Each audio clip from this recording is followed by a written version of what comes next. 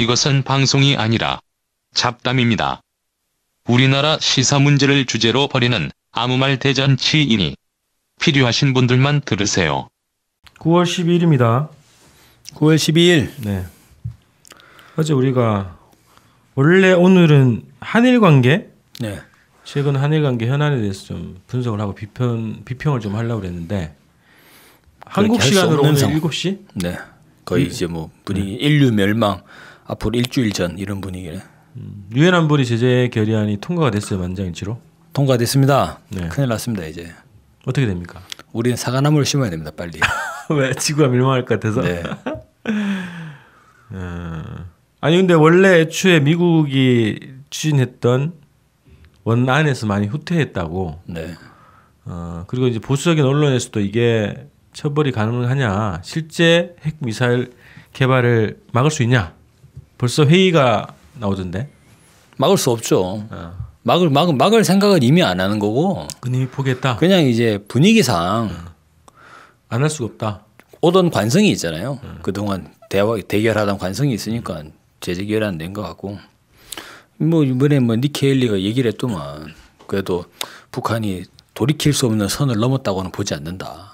그래? 네. 아니 저기 제재 결의안 하면서 빨리 돌아와. 문재인하고 비슷하다니까. 아니 제재 결의안을 만약에 이게 통과가 안 되면 네. 독자적으로 군사행동까지 포함해서 대응하겠다 이렇게 얘기하던데. 그 강경한 여자도만, 네. 여성이도만. 그건 뭐 강경화? 강경한. 강경한. 네.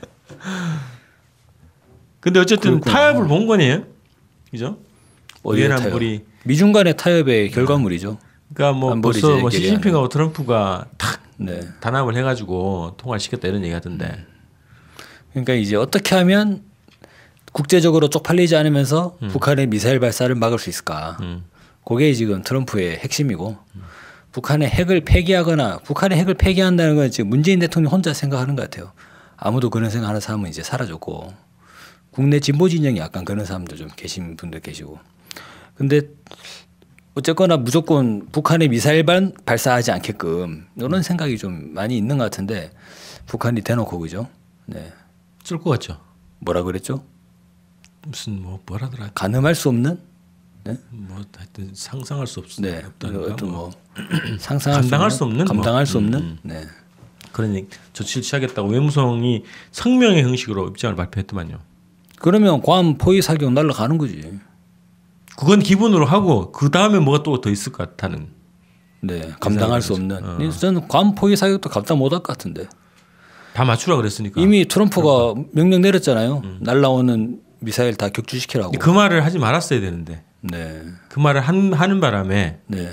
오히려 더 주목을 받고 그걸 계기로 해서 뭔가 지각 변동이 대대적으로 일어날 가능성이 높다. 그러니까 만약에 격추를 하면 어떻게 되겠어요? 이거는 어떻게 되지? 격추를 하면 예를 들면 북한은 공해상으로 미사일 발사 훈련을 하는데 그걸 미국이 공격을 한 거잖아요.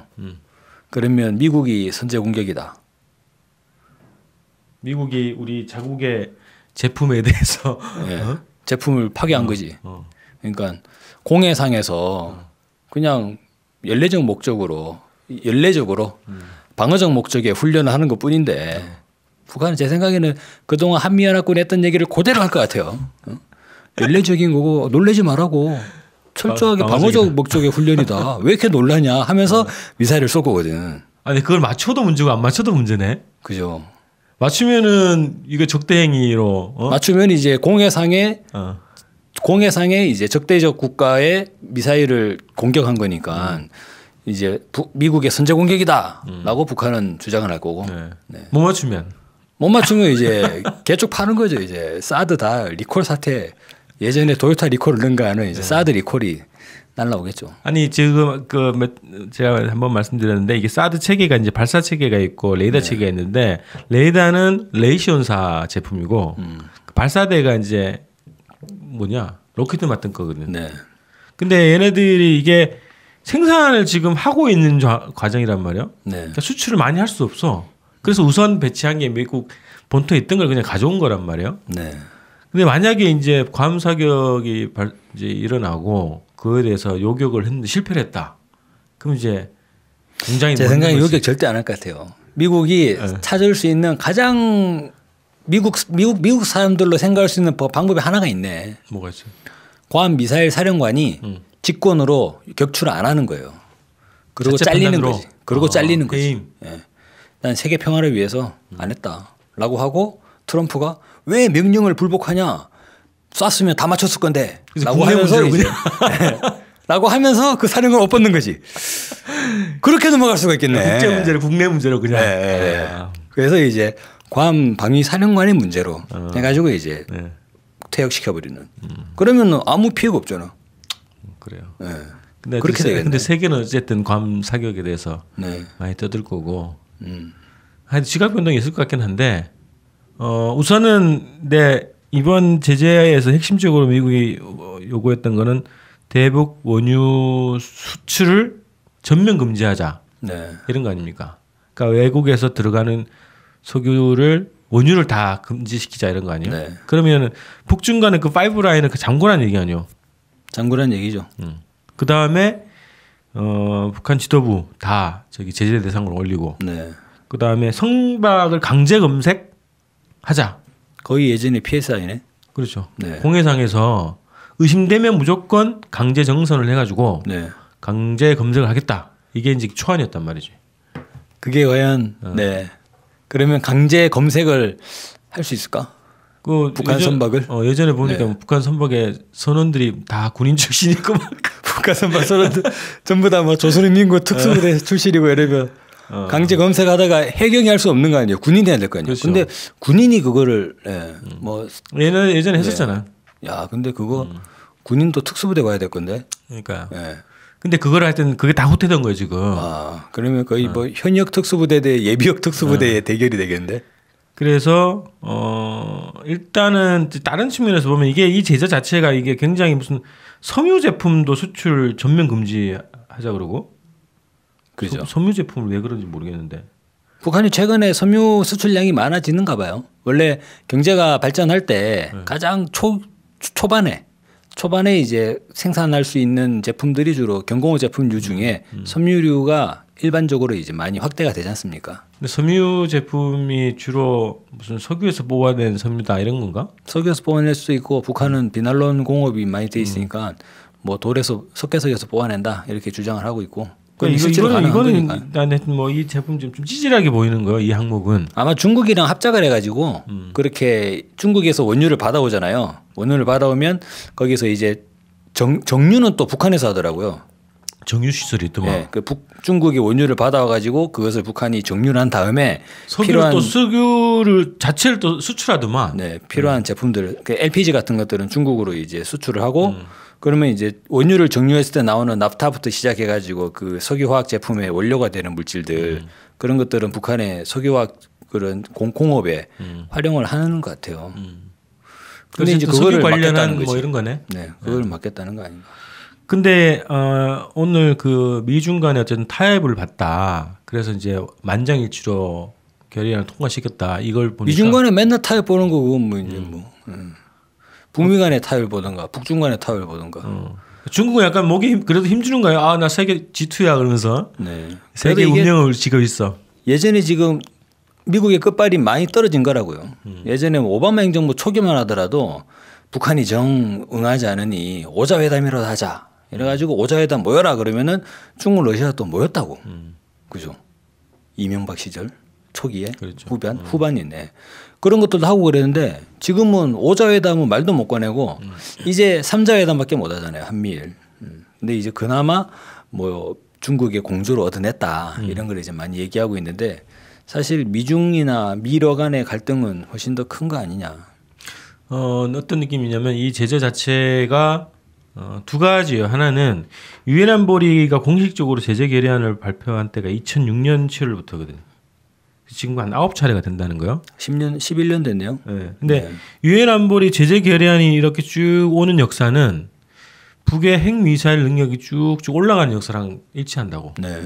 결의안이 통과되면 더 센 걸 보여주고 이 역사였단 말이죠. 그렇죠. 그래서 이제 제재 결의안 자체가 이게 실효성이 없지 않냐라는 분석이 보수 진영 자체에서도 나오는 그리고 거죠. 북한이 충분히 예상할 수 있는 이런 내용들을 대응을 하기 때문에 이를테면 북한이 준비 안 하겠어요? 다음에 제재할 미국이 다음에 어떤 걸 제재할까? 그래서 제재 관련 예상 부분을 뽑을 거 아니에요. 아마 미국이 원유를 제재할 수 있을 것 같다라고 판단이 되면 원유를 미리 비축을 해주겠지. 아니 1년 동안 1년간 비축을 했다는 얘기도 안 그래도 있고, 지금 1년치. 보수 언론들은 그죠. 예, 북한이 이미 1년치 원유를 비축하고 있다라고 얘기하는데 야 그렇게 우리나라 국민들도 좀 배워야 돼요. 북한의 현실에 대해서. 아니 실제로 딱 까놓고 봤더니만 야 니들 밥은 먹고 사냐라고 이제 알고 있는데 1년치 원유를 그 군용이죠 군용. 네. 군용으로만. 네. 그런 것들은 다 비축해놓고 있다는 거 아니에요. 그러니까 사실 제재에 대해서 준비해왔을 수 있는 거죠. 아 그래서 작년에 노동당 7차 당대 그 결정서 이게 다시 주목이 되던데 네. 그 원유 수출을 일단은 올해 양만 이제 수출 허용을 한 거예요.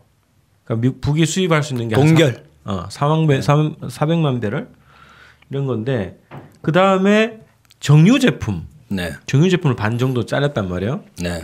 근데 야 작년에 7차 당대에서 원유 개발을 적극적으로 하라 이렇게 지시를 했잖아. 네. 결정을 했잖아요. 결정을. 네.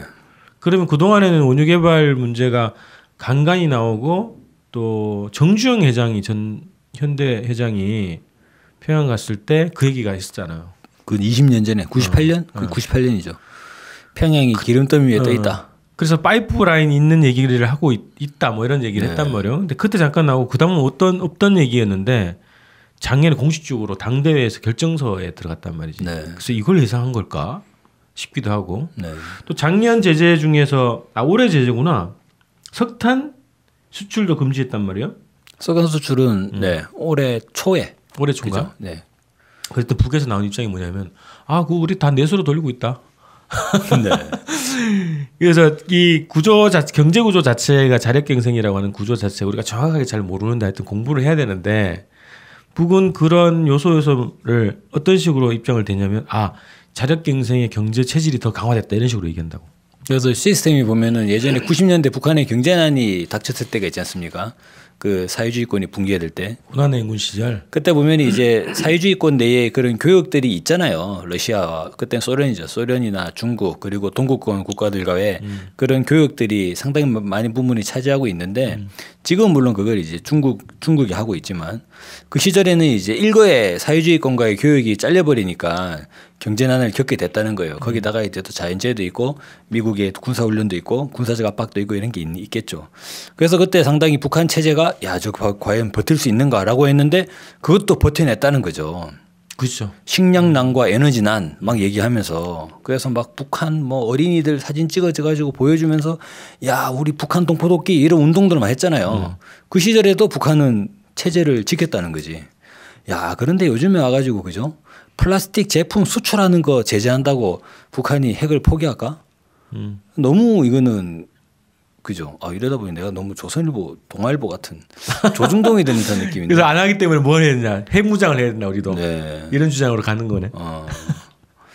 그래서 사실 유엔 제재 결의안을 계속 하면서도 결의안을 제출하는 미국이나 그거를 토론하고 있는 중국이나 우리 지금 뭐 하고 있냐 이런 생각이 좀 자괴감이 들지 않을까. 아니 중국에서는 그런 주장을 할 수가 있어요. 중국은 어쨌든 북중 간의 관계 자체를 염두에 둬야 되기 때문에 그리고 석유 금지라는 게 원유를 어쨌든 수출이 아니라 중국은 파이프라인 통해서 이란에서 들어오는 석유를 중국의 파이프라인을 통해서 북으로 공급한다는 거잖아요.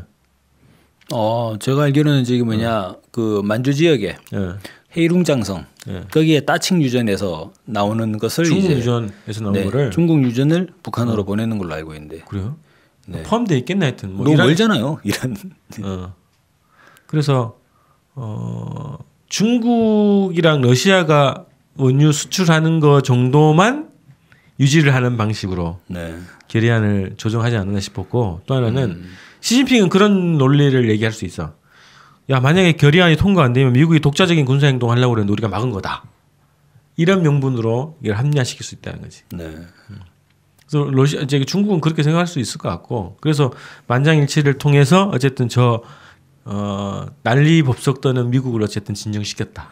이번에 미국이 또 하나 건드린 게 있어요. 북한의 90군데에 대한 핵공격 보고서를 유출했잖아. 유출한 게 아니라 그 제재 기간이 해제돼서 그런 거 아니에요? 끝난 거서 네. 끝나서 59년도 계획 얘기하는 거예요? 공개돼 가지고. 근데 이제 그런 내용들을 보면 북한이 또 조만간에 똑같은 지도를 또 공개하지 않을까. 좌표를 공개하지 않을까? 네. 그래서 이제 타격점 해가지고 괌은 찍었고 그 다음에 이제 하와이 태평양 사령부부터 해가지고 그 다음에 샌디에이고 해군 기지랑 콜로라도 북미 사령부하고 이제 따다닥 찍어서. 아 근데 그 문서를 딱 보면은 최근에 누가 뭐 댓글은 그렇게 달렸던데 언론들이 자꾸 전쟁 위기를 부추긴다 이런 소재로 쓴다 이렇게 얘기를 하는데 그 문서를 딱 보면은 그거 아닌가요? 아 한반도 핵 문제가 어디서부터 시작됐나 네. 확인되는 그 문서지. 북이 핵도 없고 대륙간 탄도 미사일도 없는 상황인 59년도에 이미 그런 핵 폭격 계획을 세워놨다는 거 아니에요. 근데 한반도 핵 문제의 근원을 알 수 있는 거지. 그 문서가. 그렇게 되는 거죠. 네. 자, 그래서 유엔 안보리 제재가 있고 나서 북에서 외무성 공식 성명을 통해서 대응 조치를 하겠다라는 얘기를 했고, 그래서 이번 주부터 또 뭐가 시작되겠네. 괌 포위 사격이 거의 지금 스탠바이 들어가지 않았나 확정적인 것 같죠? 생각이 듭니다. 그래서 트럼프가 진짜 공언한 대로 거기다 대응을 하면 아 진짜 바야흐로 이걸 외통수라 그러지 않아? 맞춰도 문제 안 맞춰도 문제. 네. 아니 뭐 대략 SF 영화들 보면 2100년경 이렇게 나오잖아요. 네. 인류는 너무나 탐욕스러운 핵전쟁으로 거의 다 멸망을 하고 그죠? 터미네이터에서 소수의 몇 명이 지하에서 이렇게 막 응거하는 그런 세계에 나오잖아요. 와 진짜 미래가 그렇게 되나 싶기도 하고. 그게 좀 빨라졌어. 아니요, 그러니까 2020년 경에 핵전쟁을 해야지 2100년 경에 그런 SF 영화의 무대가 세워질 수가 있죠. 어쨌든 이게 인류가 지금 뭔가 큰 변화를 앞둔 용트림 뭐 이런 것 같아. 세계가 지금 네. 새로운 세계 질서가 탄생하려고 하는 어떤 과정 아닐까 싶고 9월 19일이 또 9.19 공동성명이 나왔다. 9.19 공동성명은 이제 뭐 거의 박물관으로 들어갔죠. 그건 폐기됐다고 보여주는데 네. 하여튼 별로 의미도 없고 뭐 아니 북에서 선물을 계속 보낸다고 했으니까 네. 기념일에 맞춰서 굳이 뭐 9.19의 기념일에 맞출 거 있겠나 싶기도 하고. 그래서 감 포위 타격 그게 여전히 이제 더 현실화됐다 이렇게 봐야 될 것 같고. 자 이제 좀 정리를 해봅시다. 그래서 저 이번 주가 분수령이다. 이번 주가 중요하다. 아니 뭐 저기 예측은 하지 마세요. 아 예측 안 하려고 했는데 예, 아무튼 조만간. 네. 그래서 대응 조치가 위험하다 지금. 생각보다 뭐 예상할 수 없었던 예상했던 거 플러스 예상할 수 없는 거가 같이 대응 조치가 나올 것 같다 이런 생각이 들고요. 그래서 우리도 좀 긴장감 있게 방송을 이끌어 보겠습니다. 우리가 원래 한일 관계에 관련해서 한번 얘기를 해야 되는데 한일 관계 이야기할 틈을 주지 않네. 내일 일단 얘기해 보는 걸로 하고 근데 뭐 내일 아침에 봐야 되네 또 상황을 어떻게 될지. 그렇죠. 그래서 저희가 이제 방송 주제는 원래 그 전주부터 뭐 그 전일 쭉 이제 기사 스크랩을 하고 있는데 지금은 당일날 아침 나온 보도를 가지고 분석 방송을 할 수밖에 없는 상황인 것 같아. 네. 그래서 또 내일 아침에 또 상황을 보고 주제를 잡아서 이야기하고요. 큰 주제가 없으면 우리가 한일 관계 분석하는 걸로 내일 방송 준비해 보겠습니다. 자, 내일 뵙겠습니다. 드디어 추석 명절 상품 판매가 시작되었습니다. 마장동 축산시장에서 공급받는 한우 꼬리 세트와 전북에서 올라온 떡갈비 세트를 준비했습니다. 도축 증명서, 등급 판정서로 품질이 확인되는 한우 꼬리 세트를 시장 가격으로 공급합니다.